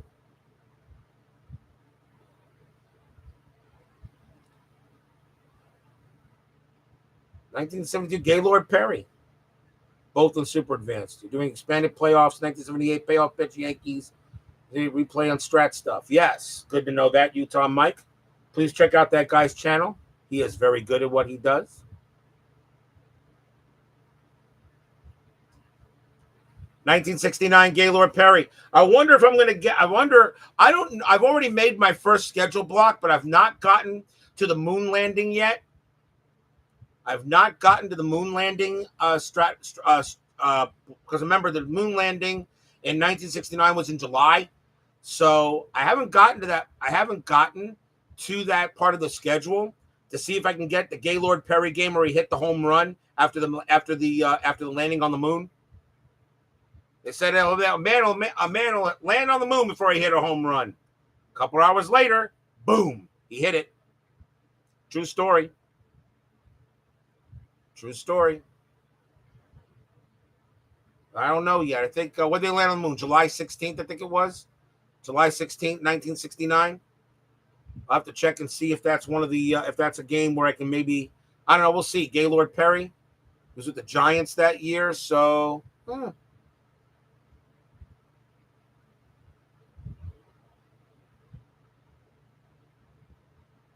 have to see if I can get the moon landing game.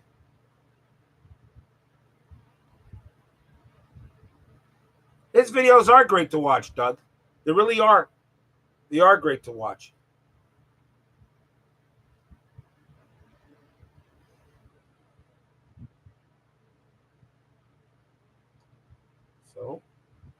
So, yep, 55, double nickels.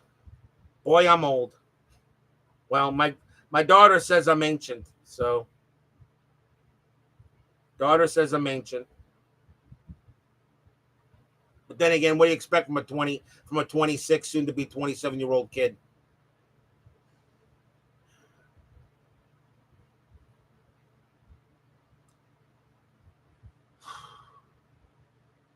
There's just so much, just taking this time off just so I can watch other people too. That's another reason why I take the 2 months off, so I can watch everybody else. So I can sit back and watch Dave Gardner or Ron Juckett or Al Red Sox fan or baseball demos. July 20th. Thank you there, Captain Carl.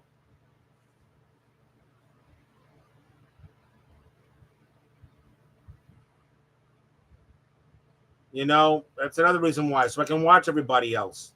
Take a break. Because when I do these games, I do them every day. And I'll tell you, some of the days that I do it, my voice is stressed. I may have had a not a bad day at work, but a lot that I did at work. And even though I get home, I'm still kind of tired. No, I'm not. No, not yet, Sports Time Machine. Don't even think that. No, I am not a grandpa yet. Please, please, please, no. My daughter is not ready for that. Not even close. You're finally old enough for this community.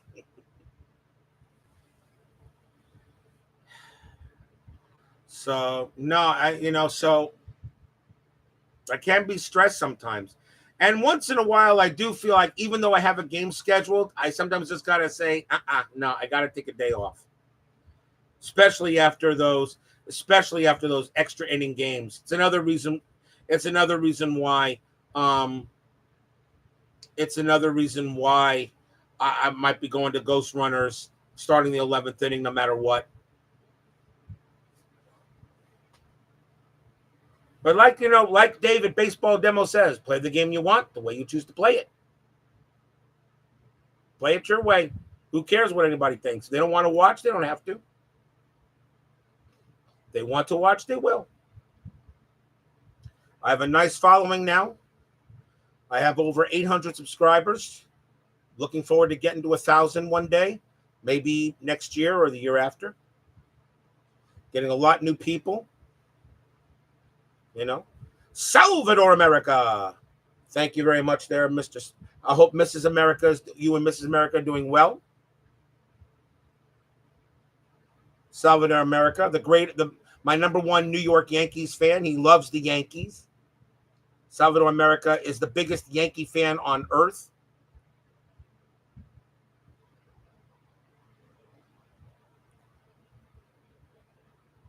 Salvador America just absolutely adores the Yankees. He just loves them to death. He can't think of a day where he cannot root for his New York Yankees.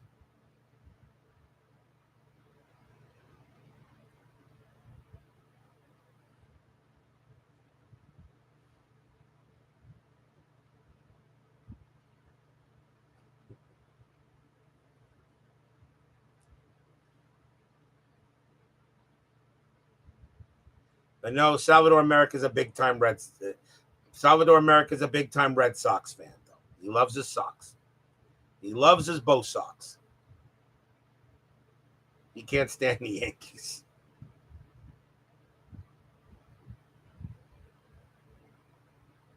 If you need bifocals, I'll make it on him. How's your mom doing? My mom is doing well, Salvador America. She's doing well. I hope Mrs. America is doing well, too. I hope they are. I guess this community is really designed for people that are in our age, right? We don't have many. I don't know. Do we have any? Is there anybody in the chat that's under? Is there anybody in the chat that's under 30? Is anybody in the chat under 30? I'll give 30. I'm going to say 30 a good year. Is anybody in the chat under 30 years old?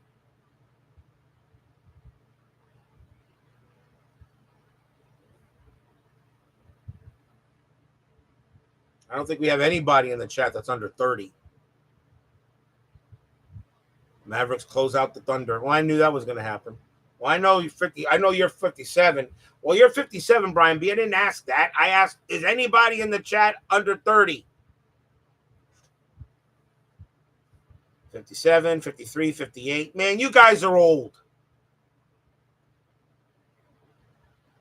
Can't believe I deal with a bunch of old farts in this hobby of mine. Lots of old farts. And I'm the biggest one. Nobody under 30 in the chat? Wow. We really have no life, do we? That's the funniest thing.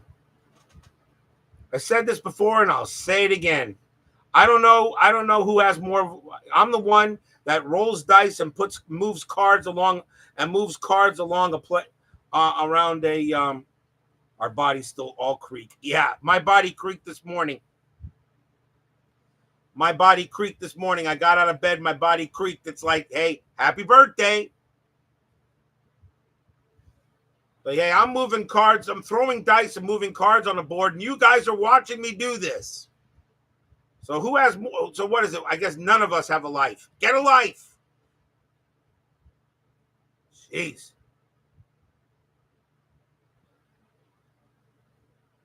Does anybody have a life around here? Want to watch me go ahead and roll dice and move cards on a board? Come on. Playing these older season replays keep us young at heart. True. We are too old to live anymore. We have lived and now enjoy our memories, making easy ones when we can. Yeah. Salvador's right. Salvador is right. Takes my body a while to get going. I don't know. I get my alarm rings when I want to get up to work, and my body says, no, stay right here. You don't need the job. Stay here. You don't need it. But then the mind says, get your ass up. You do need the job. You got bills to pay.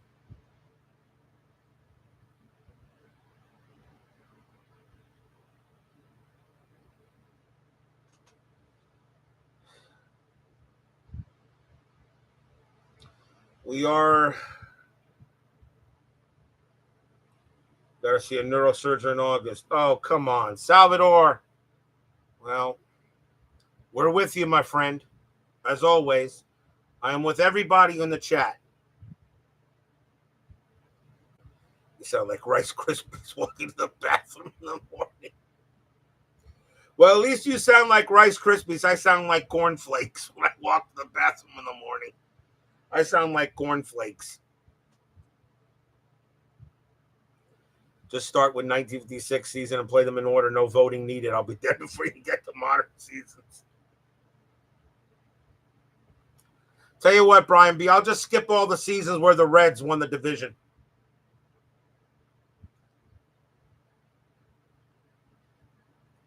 So, like the 1990 season, I'll just throw that one out. Snap, crackle, pop. Yeah. Well, we're right with cornflakes. It's crunch. It used to be our cereal one. Snap, crackle, pop. Yeah. And now my body goes crunch, crunch, crunch. And unfortunately, I now have a left knee issue. I cannot kneel on my left knee. If I try, it shoots a shot of pain right up my knee and right into me. I think I have no cartilage in a section of my left knee because when I kneel on it, it's just instant pain.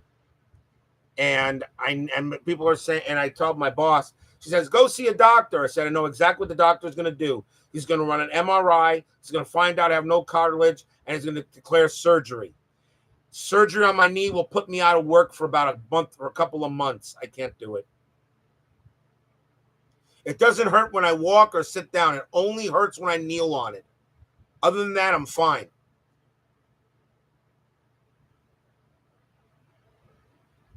Equal parts crunch, slosh, and gurgle. Yeah, that's it. Steeler fans got it right. Okay, your demo games. Which of them actually made the postseason, the regular season? The only demo game where the two World Series teams actually made the World Series in my replay was 1981. 1981 is the only demo game because that was the Dodgers and the Yankees. That was the Yankees and the Dodgers. In the 1981 demo game, it is the Yankees and Dodgers are the only teams that made my World Series historically. They're the only ones that did. But the Yankees won the 81 season, not the Dodgers, though, where the Dodgers historically won 1981. So the Yankees and Dodgers is the only two teams from the demo World Series, okay, that actually made the replay World Series. Maybe there is a curse of the demo season, which means the Baltimore Orioles and the New York Mets for 1969 are in trouble.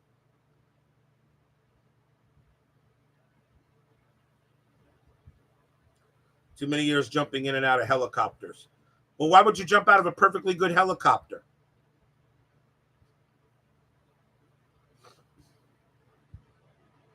Let the helicopter land, then let the helicopter land, then jump out. You know? Might be smart. Army said so.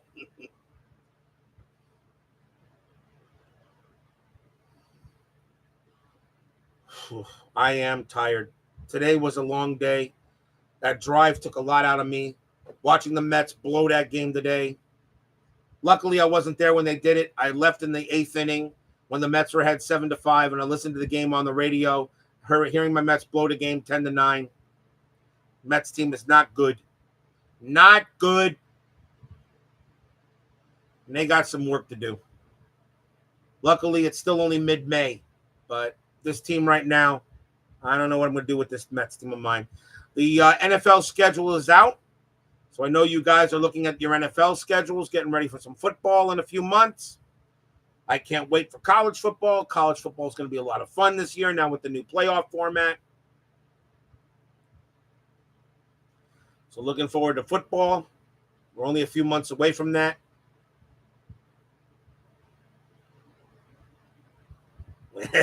Yeah, 3 to 5 feet off the ground because they're landing. Daughters came down from Massachusetts for their graduation. There you go.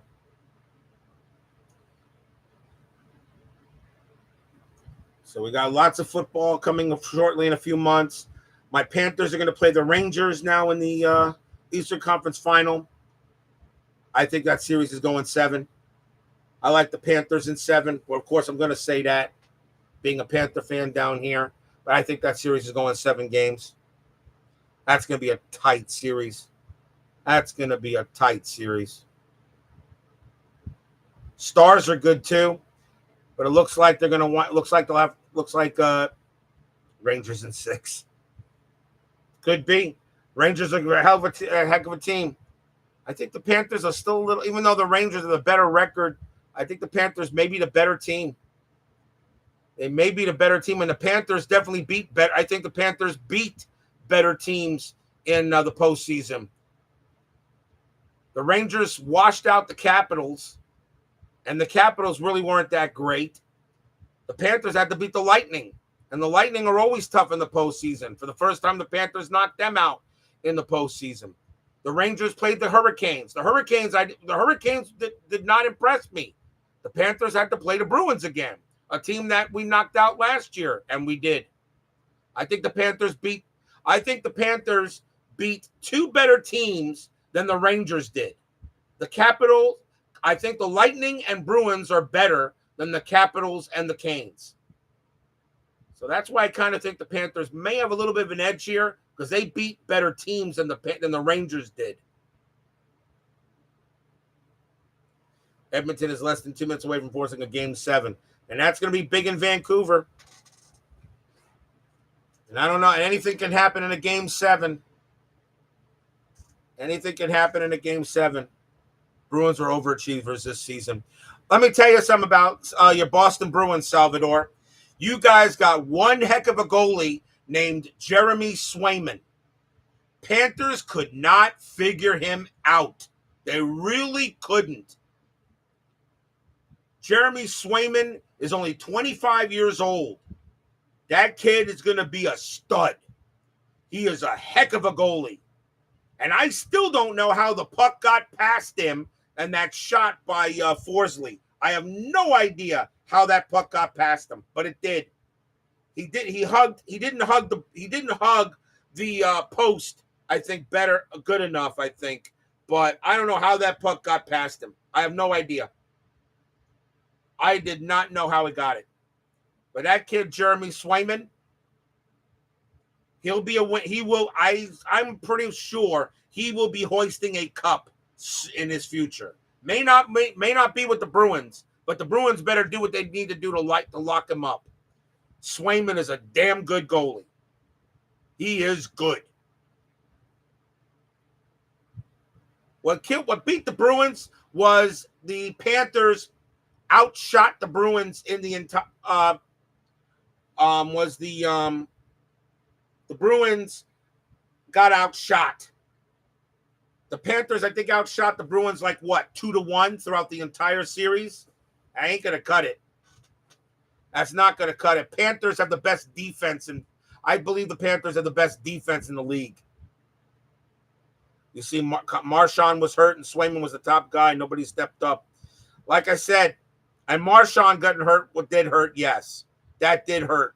You having Marchand out. But yet, even though it was out, you still won a couple of games. But Swayman's amazing.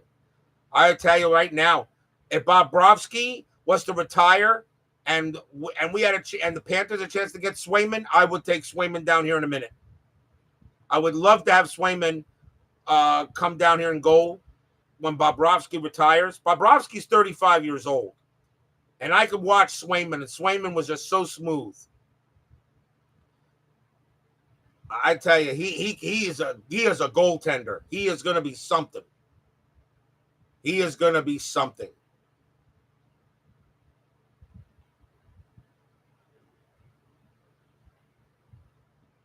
Yeah, Pasta. Like I said, the Panthers. You got to remember, Salvador. The Panthers had something to do with the way the Bruins played too. Panthers played a very smothering type of defense. A very smothering defense. Remember, in that game, in Game 4, the Panthers outshot the Bruins 42-18.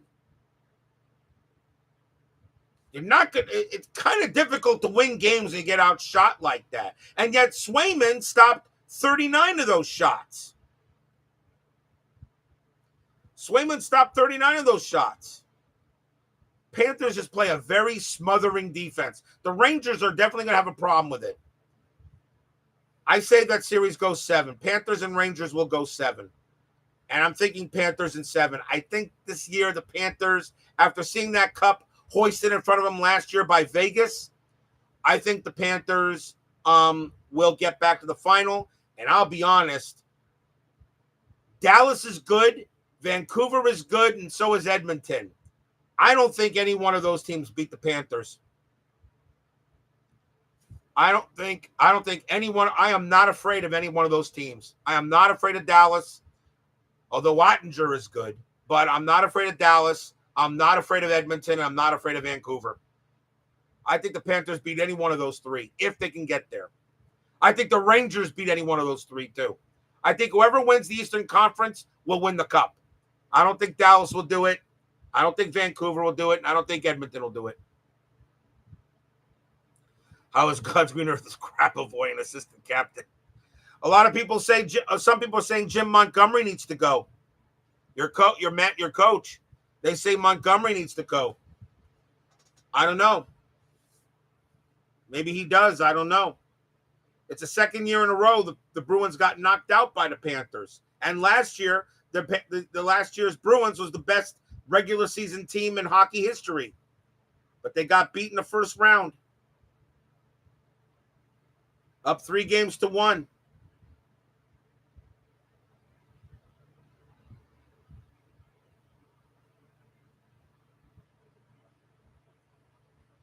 Bruins are a good team. They were not as good this year as they were last year.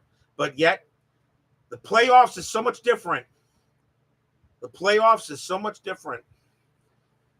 Everybody turns it up a notch in the postseason. Remember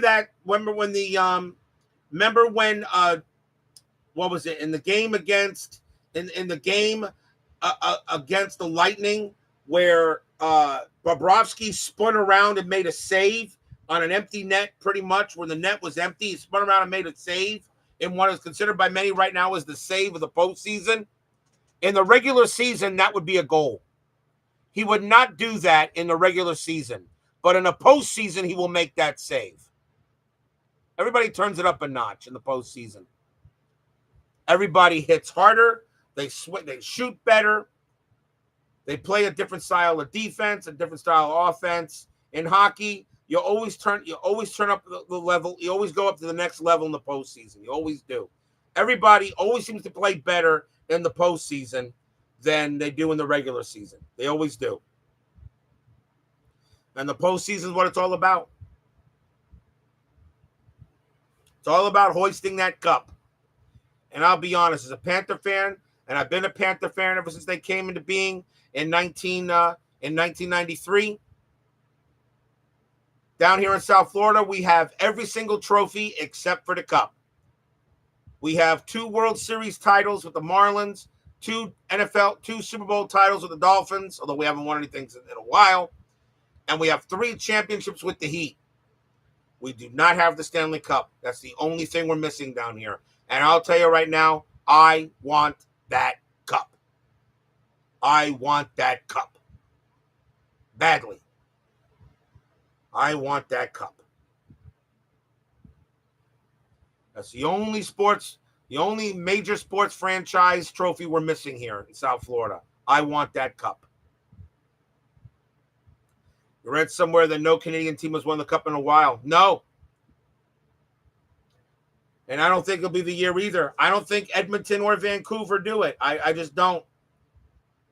I think it's kind of fitting that it might be if the Panthers do beat the Rangers, it could be fitting that the Panthers have to play the Dallas Stars for the cup. And what's interesting is that in 2006, the Miami Heat had to play the Dallas Mavericks in order to win the first NBA title for the Miami Heat. How fitting would it be that in order for the Panthers to play the cup, to win the cup, they have to play their Dallas team in order to win the first trophy here? You see Rangers and Stars. Like I said, I get a lot of people that think the Rangers are the better team, and maybe they are. Maybe they are. As a Panther fan, though, I think we might just be a little better than the Rangers because I think we played better opponents and the Rangers did. I think we played better opponents. Are the Lightning better than the Capitals? Yeah. Are the Bruins better than the Canes? Maybe, but I think Swayman was a better goalie than Anderson, though, was. I think Jeremy Swayman was a better goalie than Canes' Anderson. Anderson missed a lot of shots. He missed a lot of saves he should have had. Truthfully, the Rangers should have swept Carolina out. They should have swept them out. They should not have taken the game 6. They should have taken them 6 games to knock them out. They should have swept Carolina. I knew Boston would be tough, and also Boston was a bit of a revenge match because the Panthers knocked them out last year. So I knew Boston would be a tough opponent when we played them. I really wanted to play the Maple Leafs. I didn't want to play Boston in the semis. I really didn't. But maybe it's better that we did. Yeah, Anderson was not playing at a cup-winning level, okay? Swayman was. That's why if the Rangers had played Boston and the Panthers had played the Canes, I think Boston would have given the Rangers a much tougher series. Can the Rangers beat the Panthers? Absolutely. And at best of 7, anything can happen. And the good thing about this, though, the Panthers somehow play better on the road and they do at home. The Panthers have 3 losses in this postseason. 2 of them were down here. 2 of those losses were here. We only have 1 loss on the road, and that was in Tampa Bay for Game 4. We won every game in Boston. The Panthers won every game in Boston, 3, 4, and 6. Boston did not win a game at all at home in this series. The Panthers at least did, but we lost 2 games at home. So the Panthers start on the road because the Rangers have home ice. That's great. No pressure. The pressure is on the Rangers, not the Panthers. All the Panthers got to do is take 1. Take 1 in New York, and they have the home ice. Panthers should go up there, and they should feel really good about this. And the series doesn't start until Wednesday, so both teams now, the good news of the Panthers knocking the Bruins out in Game 6 last night is now both teams have a chance to rest. And now that series doesn't start until Wednesday. The Western Conference Final won't start until Thursday. Yes, the series is going to be fun. Time is it? 11 o'clock. It is time to go. Guys, I want to thank every one of you for joining me for a birthday State of the Network. And I'm 55, so I'm getting old. But it's been a great honor for you guys to join me tonight.